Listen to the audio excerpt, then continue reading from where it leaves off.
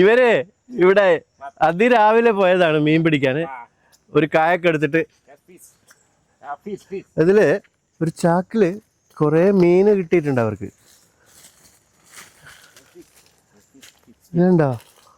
ആ എന്ത് ഫ്രഷാണ്! വാ, നല്ല സൂപ്പർ ഫ്രഷ് ആയിട്ടുള്ള ഒരു 15 കിലോ ആയിട്ടുണ്ടാവും മീൻ. Okay, bye bye. ഇവിടെ ഒരു ബീച്ച്. ഈ ബീച്ചിന് പ്രത്യേകിച്ച് പേരൊന്നുമില്ല. ട്രാവൽ ഡേ നൈറ്റ് എന്നെങ്ങാനും ഇടാം ഈ ബീച്ചിൻ്റെ പേര്. പക്ഷേ നല്ല ഭംഗിയുണ്ട്. അപ്പോൾ പിന്നെ നമ്മൾ വീഡിയോ എടുക്കണം. അതുകൊണ്ടാണല്ലോ ഞാൻ ഇങ്ങോട്ടേക്ക് ഇറങ്ങി വന്നത്. അവിടെ സുന്ദരമായ കുറേ വില്ലകൾ. ആഹാ, പൊളി സാധനം. അങ്ങോട്ടൊക്കെ പിന്നെ എന്തൊക്കെയോ ഉണ്ട്, പേരറിയാത്ത സംഭവങ്ങളൊക്കെ.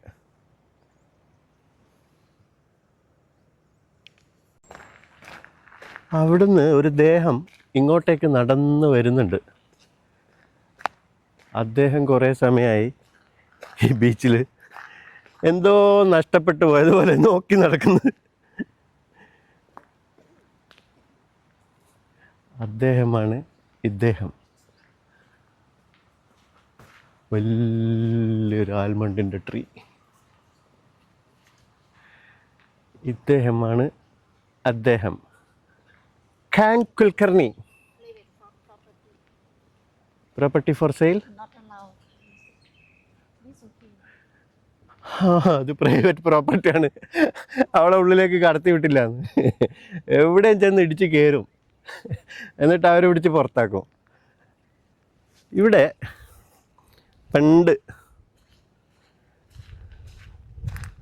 പണ്ട് വാസ്കോ ഡ ഗാമ വന്നിറങ്ങിയതാണെന്ന് തോന്നുന്നു. ഇതിൽ തന്നെയാണോ വന്നത് അദ്ദേഹം? അയാൾ എന്താ അവിടെ നോക്കിക്കൊണ്ടിരിക്കുന്നത്?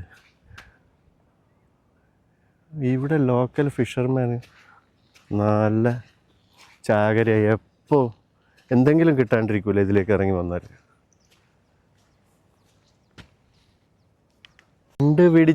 കണ്ടുപിടിച്ചു. ഈ ബീച്ചിൻ്റെ പേര് ട്രാവൽ ഡേ നൈറ്റ് എന്നല്ല, കോക്കോ ബീച്ച് ബാർ എന്നാണ്. അപ്പോൾ ഇത് കോക്കോ ബീച്ചായിരിക്കും. ഇത് കോക്കോ ബീച്ച് ബാറാണെങ്കിൽ അപ്പോൾ പേര് കണ്ടെത്തി. ഇവിടെ ഈ ബീച്ചിൽ കാണുന്ന, ഞാൻ മുമ്പ് പറഞ്ഞിട്ടുണ്ട്, ഈ തെങ്ങിൻ തൈകൾക്കൊക്കെ ഒരു പ്രത്യേക ഭംഗിയാണ്. അതുണ്ടോ? എന്തോ പറയാണ് കാങ്ങ്. തെങ്ങിനോട് കഥ പറയുന്നു. കഥ പറയും കിളിയേ ലല. ഇതുവഴിയാണ് വന്നത്, തിരിച്ചും ഇതിൽ തന്നെ പോകാം. നമ്മളെന്തെങ്കിലും കണ്ടെത്താൻ വേണ്ടി ഇങ്ങനെ കറങ്ങുമല്ലോ. അങ്ങനെ കറങ്ങുമ്പോൾ കണ്ട ഒരു സംഭവമാണ് കാണിച്ചു തരാം. വാ. ഇത് മൊത്തം മരത്തിലുണ്ടാക്കിയതാണ്. തായ് സ്റ്റൈൽ ഹൗസ്. മരം എന്ന് പറഞ്ഞാൽ ഇതിൻ്റെ ഈ തൂണൊക്കെ കണ്ടാ എന്ത് വലിപ്പം, എന്ത് വണ്ണമുള്ള തൂണുകളൊക്കെയാണ്. അതിമനോഹരം എന്ന് പറഞ്ഞാൽ ആ മനോഹരം എന്ന വാക്കിൻ്റെ അർത്ഥം പോലും എന്നോട് പിണങ്ങും. മനോഹാരിത. എത്ര വീടുണ്ടെന്നറിയോ ഇതിനുള്ളിൽ? എന്താ ഭംഗി! ഫുള്ളായിട്ടും മരം, മൊത്തമായിട്ടും മരം കൊണ്ടുണ്ടാക്കിയ തായ് സ്റ്റൈൽ ഹൗസ്. കണ്ടോ? ഇതേപോലത്തെ വീടുകളൊക്കെ നമ്മുടെ നാട്ടിലുണ്ടാക്കിയ പൊള്ളിക്കും. എനിക്ക് നല്ല ഭംഗി തോന്നി. എല്ലാവർക്കും തോന്നണമെന്നില്ല. ഇവിടെ അത്രയേ സ്ഥലമുള്ളൂ. ക്യാമറ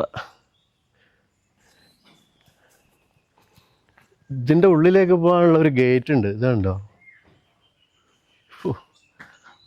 എന്ത് രസമാണ്! ഉള്ളിൽ കുറേ വീടുകളുണ്ട് ഇതേപോലെ. ഇത് ഒരു നിത്യാവതി ലേക്ക് വ്യൂ എന്നാണ് ഇതിൻ്റെ പേര്. ഇവിടെ ഇത് റെൻറ്റിന് കൊടുക്കുന്നതാണ്, പക്ഷേ അഡ്വാൻസ് ബുക്കിംഗ് ആയിരിക്കും.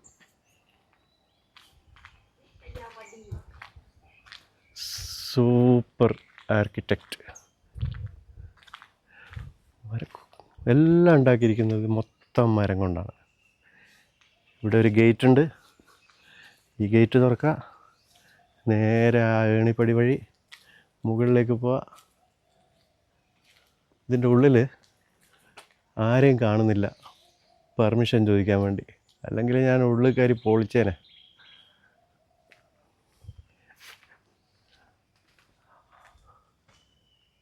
കിടുവല്ലേ. ഇവിടെ മാത്രമല്ല, അതാ അവിടെയൊക്കെ ഉണ്ട് ചെറുതും വലുതായിട്ടുള്ള പല വിധത്തിലുള്ള വീടുകൾ. കാങ് അത് നോക്കിയിട്ട് ഇങ്ങനെ തരിച്ചിരിക്കുകയാണ്. You like it? Yeah, very beautiful. Okay. ഒരു ബോട്ട് ഇവിടെ മറിഞ്ഞു കിടക്കുന്നു. അത് ഹൈ ടൈഡ് ആകുമ്പോൾ റെഡി ആയിക്കോളും. എന്താ രസം ഈ ബീച്ച് കാണാൻ. ഞാനിതിലിങ്ങനെ നടന്ന് അതിൻ്റെ അപ്പുറമൊക്കെ പോയിട്ട് നമ്മൾ എടുത്തു വീഡിയോ. പിന്നെ ഞാൻ ഇപ്പുറം വന്നു. ഇപ്പുറം വന്നത് രാവിലെ വന്നു നോക്കിയതാ ഹൈ ടൈഡ് ഉണ്ടാവുമെന്ന് അറിയാൻ വേണ്ടി. പക്ഷേ ഹൈ ടൈഡ് രാത്രിയായിരുന്നു. ഞാൻ വരുമ്പോഴേക്ക് വെള്ളമെല്ലാം പോയി. അവിടെയൊക്കെ കുറേ തോണികളും എല്ലാം പാർക്ക് ചെയ്തിട്ടുണ്ട്. ഇവരൊക്കെ രാത്രി മീൻ പിടിക്കാൻ പോകുന്ന ആൾക്കാരാണ്. രാവിലെ ആകുമ്പോഴേക്ക് വെള്ളം ഇറങ്ങിപ്പോകുമ്പോഴേക്ക് തിരിച്ചു വരും. അതാണ് അതിൻ്റെ സിസ്റ്റം.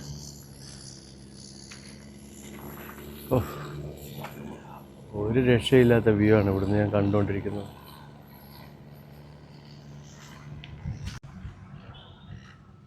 ഒരു ഫിഷിംഗ് ബോട്ട് ഇവിടെ കിടക്കുന്നുണ്ട്. ഇവരിന്നലെ രാത്രി കുറേ മീനൊക്കെ പിടിച്ച് വന്നതായിരിക്കും. കണ്ടിട്ട് ആ ഒരു ലക്ഷണമുണ്ട്. നല്ല നീളമുണ്ട്. അങ്ങോട്ട് നോക്കുമ്പോൾ കുറേ ദൂരമായിട്ടൊരു കുന്ന് കാണാൻ പറ്റും. ഇവിടെ നല്ല ഒരു അടിപൊളി റെസ്റ്റോറൻ്റ് ഉണ്ട്. അവിടെ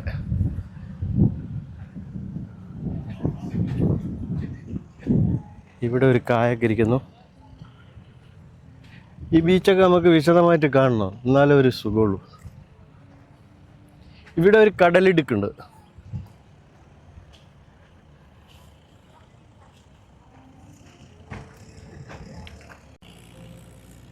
ഇതൊരു പൊളി സാധനമാണ്.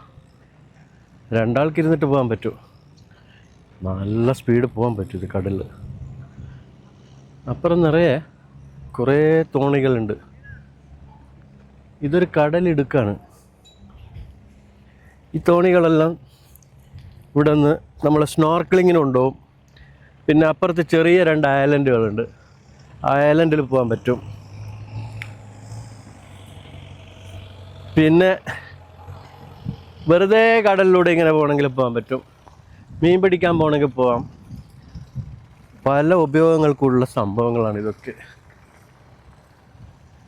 ഇവിടുന്ന് അങ്ങോട്ടേക്ക് നോക്കുമ്പോൾ ഇങ്ങനെ ഒരു കിടിലൻ വ്യൂ. കൊസാമുയിലെ കാഴ്ചകളാണ് നമ്മൾ കണ്ടുകൊണ്ടിരിക്കുന്നത്. ഇവിടെ ഇതിലിങ്ങനെ നടന്നു പോവാം ഇങ്ങോട്ടേക്ക്. അങ്ങനെ ഒരു വഴിയുണ്ട്, പിന്നെ നമ്മൾ നടക്കണമല്ലോ.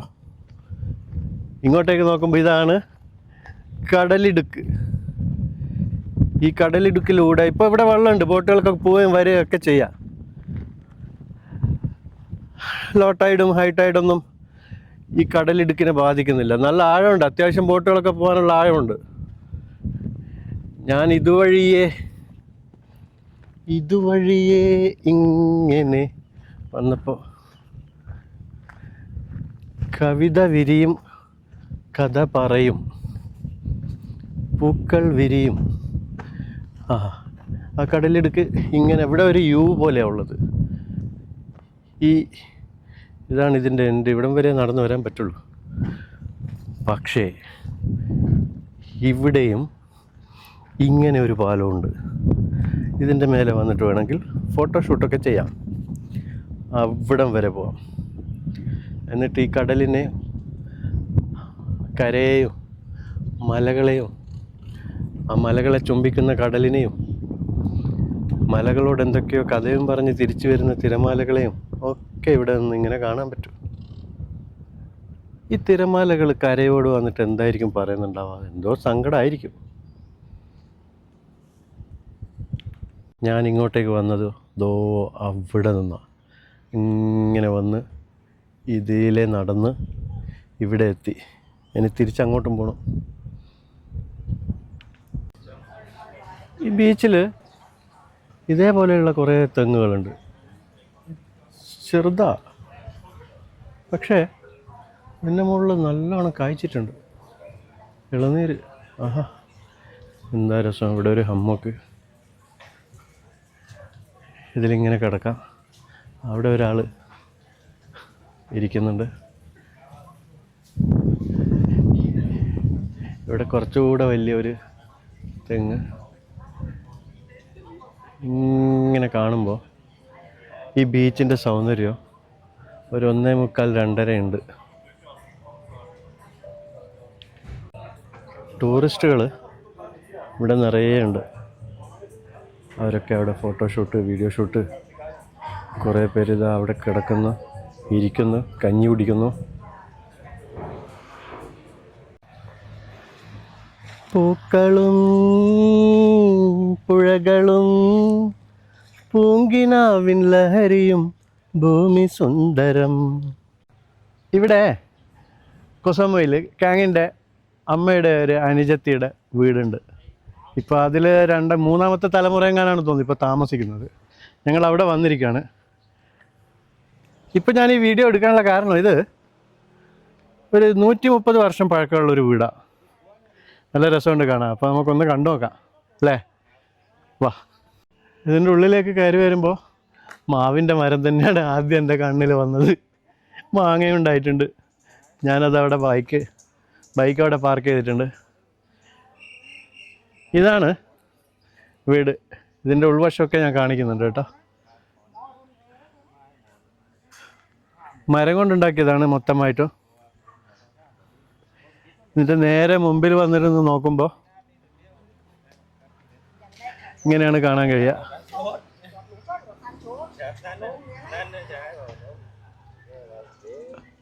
നൂറ്റി 130 വർഷം പഴക്കമൊന്നും ഇങ്ങനെ നമുക്ക് ഇത് കണ്ടാൽ തോന്നുന്നൊന്നുമില്ല. കാരണം ഇവരിത് നന്നായിട്ട് മെയിൻറ്റെയിൻ ചെയ്ത് വെച്ചിട്ടുണ്ട്. ഇവിടെ ആൾക്കാർ ഇപ്പോൾ താമസിക്കുകയും ചെയ്യുന്നുണ്ട്. അന്ന് മുതലേ ആൾക്കാർ താമസിച്ചുകൊണ്ടേയിരിക്കുന്നുണ്ട് ഇവിടെ. പുറത്ത് ഇതുണ്ടോ, ഒരു ചെടിച്ചട്ടിയാണ്. വലിയൊരു ഭരണിക്കകത്താണ് ആ ചെടി നിൽക്കുന്നത്. ഭരണി എന്തെന്നാ ഇതിന് പറയുക, എന്ത് വേണമെങ്കിലും പറയാം. ഇത് ആ കാലത്ത് ഉള്ളതാണത്രേ. അതായത് ഇത് കൈ കൊണ്ടുണ്ടാക്കിയതായിരുന്നു 130 വർഷം മുമ്പ്. അതേപോലത്തെ 2 ഭരണി ഇപ്പുറം ഉണ്ട്. ഇതുണ്ടോ?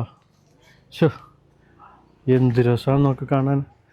ഇവിടെ ഇതിന് നല്ല പഴക്കം തോന്നിക്കുന്നുണ്ട് ഈ ഒരു ബിൽഡിങ്ങിന്. അത് അവരിപ്പോൾ ഉപയോഗിക്കുന്നില്ല. ആവശ്യമില്ലാത്ത പല സാധനങ്ങളും അതിനകത്ത് ഡംപ് ചെയ്തിട്ടിട്ടുള്ളത്. ഇവിടെ അതേപോലെ തന്നെ ഒരു ഭരണി ചെറുതുണ്ട്. ഇതിൻ്റെ ബാക്കിൽ നിന്ന് നോക്കുമ്പോൾ ഇങ്ങനെയാണ് കാണാൻ കഴിയുന്നത്. ഈ ഒരു പടി കയറി പോയി കഴിഞ്ഞാൽ കിച്ചണിലേക്ക് കയറാൻ പറ്റും. കിച്ചണിൽ നിന്ന് പുറത്തേക്ക് ഇറങ്ങാനുള്ളൊരു വഴിയാണത്. ഇവിടെ വണ്ടി പാർക്ക് ചെയ്തിട്ടുണ്ട്.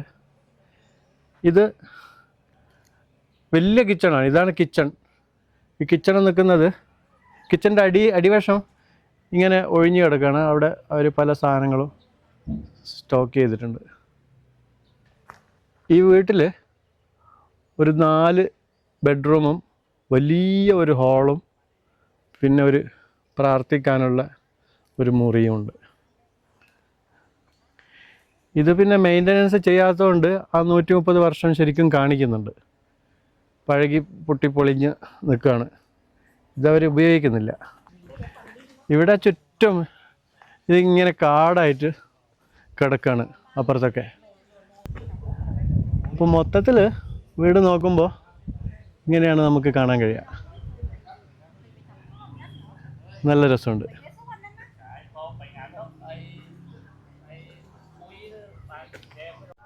ഇത് നമ്മുടെ ഈ കയറ് നെയ്യാൻ ഉപയോഗിക്കുന്ന എന്തോ ഒരു സാധനമാണ്. ഇത് അന്നത്തെ കാലത്തുണ്ടായിരുന്നത്.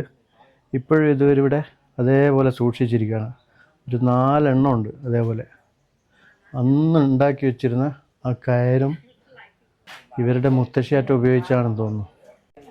ഇതുവഴിയാണ് മുകളിലേക്ക് കയറിപ്പോകുന്നത്. ഈ സ്റ്റെപ്പ് അവിടം വരെ കയറിയിട്ട് അതിനുശേഷം വലത്തേക്ക് വേറൊരു സ്റ്റെപ്പുണ്ട്. അത് കയറി കഴിഞ്ഞാൽ നേരെ ഉള്ളിലേക്ക് എത്താൻ പറ്റും. ഇവിടെ വീണ്ടും ഈ പടികൾ കയറിയിട്ട് നമ്മൾ ഒരു 3-4 പടികൾ കയറിയിട്ട് ഉള്ളിലേക്ക് പോകുമ്പോൾ ഇങ്ങനെയാണ് നമുക്ക് കാണാൻ കഴിയുന്നത്. നേരെ ഉള്ളിലേക്ക് ഈ ഡോറ് വഴി ഉള്ളിലേക്ക് കയറി കഴിയുമ്പോൾ ഇതൊക്കെ ഈ ഫ്ലോറൊക്കെ ചെയ്തിട്ടുള്ളത് വുഡ് തന്നെയാണ്, റിയൽ വുഡ് തന്നെയാണ്. ഇതിലൊന്നും ഇതുവരെ ഒരു മാറ്റവും വരുത്തിയിട്ടില്ല അത്രേ. അവിടെ കാങ് ഇരിക്കുന്നുണ്ട്. പിന്നെ കാങ്ങിൻ്റെ ഇപ്പോൾ അവരുടെ കുടുംബത്തിലുള്ള ആൾക്കാർ അവിടെ ഇരിക്കുന്നുണ്ട് TV ഒക്കെ കണ്ടുകൊണ്ട്. ഇവിടെ മൊത്തം എല്ലാം വുഡാണ്, കംപ്ലീറ്റ് വുഡിൽ ചെയ്തിട്ടുള്ളതാണ്. ഇവിടെ ഇവരെ ഒരുപാട് ഛായാചിത്രങ്ങളും ഒക്കെ പഴയത് നമുക്ക് കാണാൻ പറ്റും. ഈ ചുവരിലൊക്കെ വെച്ചിട്ടുണ്ട്. ഇവിടെ നമ്മൾ ആദ്യം കയറി വരുന്നത് ഈ ഒരു സ്റ്റെപ്പിൽ ഇവിടത്തേക്കാണ്. ഇവിടെ ഇരിക്കുന്നത് ചെറിയ കുട്ടികളും മറ്റുമൊക്കെ ആയിരിക്കും അത്രേ. അതിനുശേഷം രണ്ടാമതൊരു സ്റ്റെപ്പുണ്ട്. ഇവിടെ ഇരിക്കുന്നത് കുറച്ചുകൂടി മുതിർന്ന ആൾക്കാർ. പിന്നെ മൂന്നാമത്തെ ഈ സ്റ്റെപ്പിൽ ഇരിക്കുന്നത് അവരുടെ ഈ വീട്ടിലെ ഏറ്റവും മുതിർന്ന ആൾക്കാരും അമ്മാവന്മാരും അങ്ങനെയായിരിക്കും, മറ്റുള്ളവരൊക്കെ ആയിരിക്കും. ഇവിടെയൊക്കെ ഇപ്പോൾ ചുവരിൽ നിറയെ ചിത്രങ്ങൾ വെച്ചിട്ടുണ്ട്. ഇതൊക്കെ നല്ല പഴക്കം ഉണ്ടാവും ഈ ചിത്രത്തിന്. ഇതുണ്ടില്ലേ, വാവ്, എന്ത് രസമാണ്. ഇതുവഴി ഉള്ളിലേക്ക് പോകുമ്പോൾ അവിടെ ഒരു റൂമുണ്ട്. തൊട്ടപ്പുറത്ത് ഇവിടെ ഒരു മുറിയുണ്ട്. ഇവിടെയൊക്കെ നിറയെ ചിത്രങ്ങൾ വെച്ചിട്ടുണ്ട്. ഇവിടെ ഒരു വിൻഡോ ഉണ്ട്. വിൻഡോക്ക് നല്ല പഴക്കം തോന്നുന്നുണ്ട്. വിൻഡോ കുറച്ച് അബദ്ധത്തിലായി വരുന്നുണ്ട്. പിന്നെ അങ്ങോട്ടേക്ക് അവിടെ ആ ഭാഗത്തും ഒരു മുറിയുണ്ട്. എന്ത് രസമാണെന്ന് അറിയാം. ഇതിൻ്റെ ഉള്ളിൽ നല്ല തണുപ്പുണ്ട്. ഞാൻ ഈ വീട്ടിനകത്ത് കയറിയിട്ട് കിളി പോയിരിക്കുക. ബെഡ്റൂമിലൊക്കെ ഞാൻ കയറി, പക്ഷേ വീഡിയോ എടുത്തില്ല. കാരണം അവരുടെ പ്രൈവസി അങ്ങനെ ഇത് കാണിക്കണ്ടെന്ന് വിചാരിച്ചിട്ട്. ഭയങ്കര സംഭവം. 130ഓളം വർഷം പഴക്കമുള്ളത്. പക്ഷേ ഇപ്പോഴും അത് അതേപോലെ നിലനിർത്തിയിട്ടുണ്ട്. ഇവിടെ ആൾക്കാർ താമസിക്കുന്നുണ്ട്, മെയിൻ്റനൻസ് ഒക്കെ ചെയ്യുന്നുണ്ട്. പക്ഷേ മറ്റേ ചിതൽ അങ്ങനെയുള്ളൊരു പ്രശ്നം ഉണ്ടായിട്ട് മരം ഒന്നും അങ്ങനെ ഒന്നും ആയിട്ടൊന്നുമില്ല. നല്ല അതേപോലെ ഇരിക്കുന്നുണ്ട് മരങ്ങളൊക്കെ. ഈ ഒരു അലമാര ഇല്ലേ, ഇതാ ഈ ഫോട്ടോസൊക്കെ വെച്ചിരിക്കുന്നത്, ഇതിനും ഈ വീടിൻ്റെ അതേ പഴക്കം തന്നെ, 130 വർഷം. അതേപോലെ ഇവിടെ വേറെ ഒരെണ്ണമുണ്ട്. ഇവിടെ വേറൊരെണ്ണമുണ്ട്. ഇതിൻ്റെയും പഴക്കം അതേ 130 വർഷം തന്നെ. ഈ വീടുണ്ടാക്കുമ്പോൾ ഉള്ളതാണ് അത്ര ഇതൊക്കെ. ഇവിടെ ആമയുടെ ഒരു പുറന്തോട്, വലിയൊരു പുറന്തോട് അങ്ങനെ തന്നെ വെച്ചിട്ടുണ്ട്. അതുപോലെ ഇത് മാനിൻ്റെ, കാട്ടുമാനിൻ്റെ ഒരു തല ഇങ്ങനെ വെച്ചിട്ടുണ്ട്. ഇവിടെ ഒന്ന് മാത്രമല്ല, ഇവിടെ വേറൊരെണ്ണം കൂടി ഇവിടെ ഉണ്ട്. 2 എണ്ണം ഉണ്ട്. പിന്നെ ഇവിടെ വേറെ എന്തിൻ്റെയോ കൊമ്പ്, ഒരു 3 കൊമ്പ് ഇങ്ങനെ വെച്ചിട്ടുണ്ട്. അതുകൂടാണ്ട് ഇതെന്താണെന്നുള്ളത് എനിക്ക് മനസ്സിലായിട്ടില്ല. ഇത് പക്ഷേ അത്രയും പഴക്കമുള്ളൊരു സാധനമാണെന്ന് എനിക്ക് മനസ്സിലാവുന്നുണ്ട്. ഇതെന്തായിരിക്കും? നമ്മളെ മറ്റേ ചങ്ങാതിനോട് ചോദിക്കേണ്ടി വരും. ഒരാളില്ലേ, ആളെ പേര് ഞാൻ പറയുന്നില്ല. പഴയ സാധനങ്ങളൊക്കെ ശേഖരിച്ചു വെച്ചൊരു കക്ഷി, അയാളോട് ചോദിച്ചാൽ ഇതിനൊരു 5000 വർഷം എങ്ങാനും പഴക്കം പറയും അയാൾ. ഇവിടെ നമുക്ക് ഇതൊരു ബെഡ്റൂമാണ്. ഒരു പടി മുകളിലേക്ക് കയറിയിട്ട് വേണം വരാൻ. ഇത് കണ്ടോ, മൊത്തം മരത്തിൽ തീർത്ത സീലിംഗ് ഒക്കെ നോക്കൂ. ഇപ്പൊ ചെയ്ത പുതിയതുപോലെ ഉണ്ടല്ലേ. 130 വർഷമൊക്കെ പറയോ? അന്നത്തെ കാലത്തുള്ള ഒരു കട്ടിലാണിത്. അതൊക്കെ ഇപ്പോഴും അതേപോലെ നിലനിർത്തിയിട്ടുണ്ട്. ഇവിടെ ഒരു ജനലുണ്ട്. ഈ ജനലിലൂടെ പുറത്തേക്ക് നോക്കുമ്പോൾ അവിടെ റോഡും കാണാൻ പറ്റും, മാങ്ങ മരവും കാണാൻ പറ്റും, മാവ്. ഇതിവിടുത്തെ കിച്ചണാണ്. കിച്ചണും എല്ലാം ഇതേപോലെ മരം കൊണ്ട് തന്നെയാണ് കംപ്ലീറ്റ് ചെയ്തിട്ടുള്ളത്. എന്താണ് ഫ്ലോറും എല്ലാം മരം. ഇവിടെ ഞാനിപ്പോൾ നിൽക്കുന്നത് ഒരു വല്ലാത്ത ഭംഗി എന്നൊക്കെ പറഞ്ഞു കഴിഞ്ഞാൽ എന്താ പറയുക, അങ്ങനെയുള്ള ഒരു സ്ഥലത്താണ്. ഇത് കണ്ടില്ലേ, ഇതിൻ്റെ ബാക്കിലൊക്കെ ചെറിയ ചെറിയ വീടുകളൊക്കെ ഉണ്ട്. കുറച്ച് വലിയ വീടുകളുണ്ട്, മീഡിയം സൈസായിട്ടുള്ള വീടുകളുണ്ട്. ഇത് ശരിക്കും ഒരു കടപ്പുറം ബീച്ച് ഏരിയയാണ്. ഇത് കണ്ടോ നിങ്ങൾ? ആഹാ, എത്ര മനോഹരമായ ഒരു സ്ഥലം നോക്ക്. ഈ ബീച്ചിൻ്റെ പേര് എന്താണെന്നുള്ളത് എനിക്ക് ശരിക്കും അറിയില്ല. ഇവിടെ ചോദിക്കാൻ ആരുമായിട്ട് കാണുന്നില്ല. പക്ഷേ അതിസുന്ദരമായ ഒരു ബീച്ച്. ഗ്യാങ് അവിടെ ഒരു മരത്തിൻ്റെ ചുവട്ടിൽ നിൽക്കുന്നുണ്ട്. എൻ്റെ ബൈക്ക് അവിടെ പാർക്ക് ചെയ്തിട്ടുണ്ട് ഞാൻ.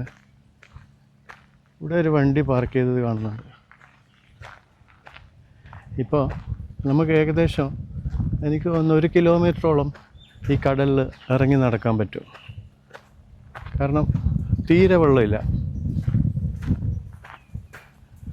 വേലി ഇറക്കായതുകൊണ്ട് വെള്ളം തികച്ചും ഇറങ്ങിപ്പോയിട്ടുള്ളത്. എന്ത് മനോഹരമാണ്. ഞാനിതിൻ്റെ ഈ സൈഡിലൂടെ ഇങ്ങനെ നടക്കാം. ഇവിടെ ഒരു വീടുണ്ട് ലെഫ്റ്റ് സൈഡിൽ.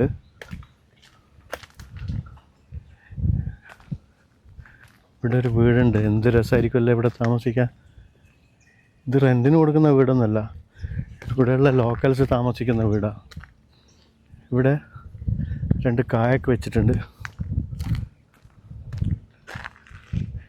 ഇതിൻ്റെ പുറത്ത് ഇവർക്കിവിടെ ഇരിക്കാൻ ചെയറൊക്കെ ഇട്ടിട്ടുണ്ട്.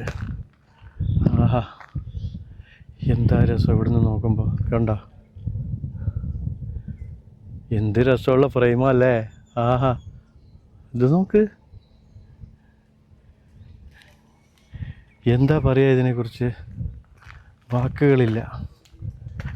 പദസമ്പത്ത് പോരാ ഇതിനെ വർണ്ണിക്കാൻ. ഇവിടെ ഒരു റെസ്റ്റോറൻ്റ് ഉണ്ട്.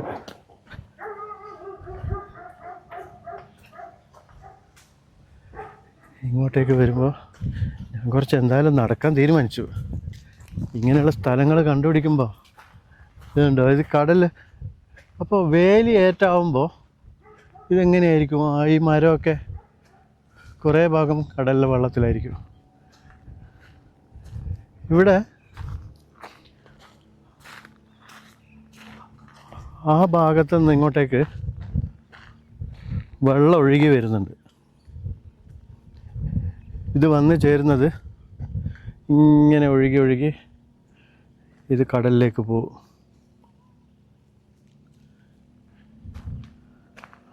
ഞാനിപ്പോൾ കടലിൽ ഇറങ്ങി നടക്കുക ചെയ്യുന്നത്. ഇവിടെ ചെറിയ ചെറിയ ഞണ്ടുകൾ ഇതേപോലെ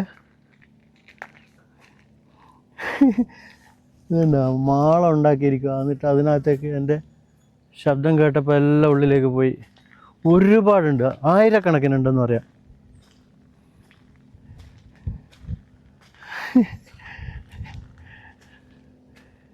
ഞാൻ നടക്കുന്ന എൻ്റെ ഷൂവിൻ്റെ ശബ്ദം കേട്ടിട്ട് എല്ലാം അകത്തേക്ക് കയറി.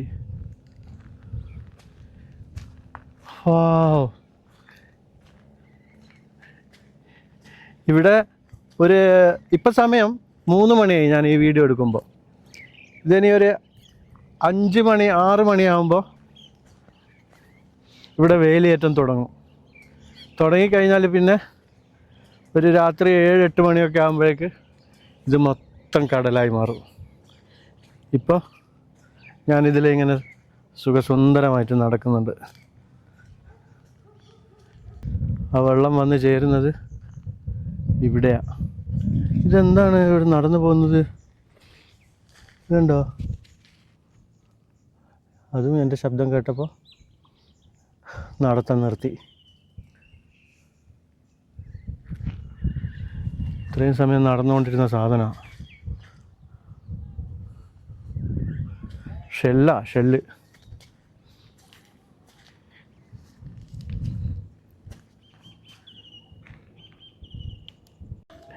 നല്ല രസമുള്ള സ്ഥലത്തല്ലേ ഞാൻ വന്നത്.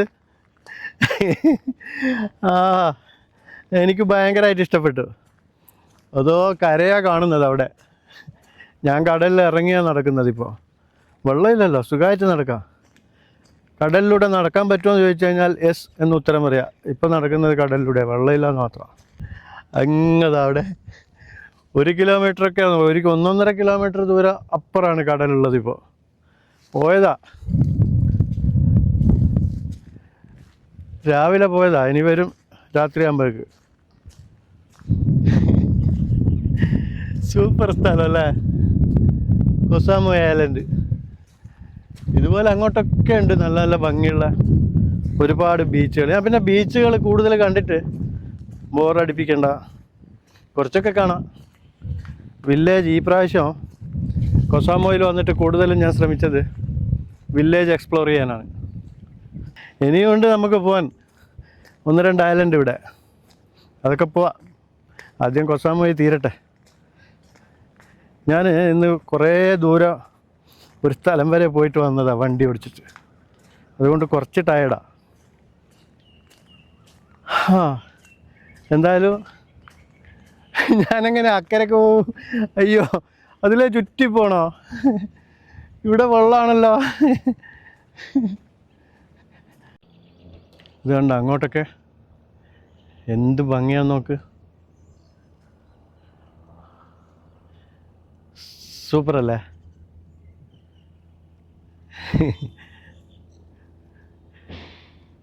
ഇതാണ് കര. ഞാൻ അതിലാണ് ഇറങ്ങി വന്നത്. കാങ് അവിടെ നിൽക്കുന്നുണ്ട്. ഇവിടെ ഒരു മരത്തിൻ്റെ തണൽ എങ്ങനെ ഉണ്ടായി വന്നത് നോക്ക്. അതിൻ്റെ ബ്രാഞ്ചിനെ കട്ട് ചെയ്ത് എത്ര വീതിയിൽ എത്ര വലുപ്പത്തിലാണുള്ളത്. ഇവിടെ വണ്ടിയൊക്കെ പാർക്ക് ചെയ്യാൻ വേണ്ടിയിട്ട് ആ ഒരു മരത്തിൻ്റെതാണ് ഈ ബ്രാഞ്ച്. നല്ല വീതിയിൽ ഇങ്ങനെ തണൽ നൽകുന്നുണ്ട് ഈ മരം. എന്നാലും ഈ കടലെന്തിനായിരിക്കും ഇത്രയും ദൂരേക്ക് പോയത്? കരയോടെന്തോ ദേഷ്യം ഉണ്ടായിട്ടായിരിക്കുമോ? അല്ലേ, ശരി, അങ്ങനെയൊന്നും ചിന്തിക്കണ്ടാണ്. പക്ഷെ എങ്ങനെയാണ് അങ്ങനെ ചിന്തിക്കാണ്ടിരിക്കുക? ഇതിനു മുമ്പ് സുനാമി ഉണ്ടായത് ഇതേപോലെ അല്ലേ? കടൽ ഇറങ്ങിപ്പോയിട്ട് പിന്നെ കടൽ അതിശക്തമായി കരയിലേക്ക് വന്നില്ലേ? ഇനി അങ്ങനെ എങ്ങാനായിരിക്കുമോ? വേഗം ഇവിടുന്ന് പോകുന്നതാണ് നല്ലത്. എന്നാൽ മതി, ഞാൻ പോവാം അവിടുന്ന്.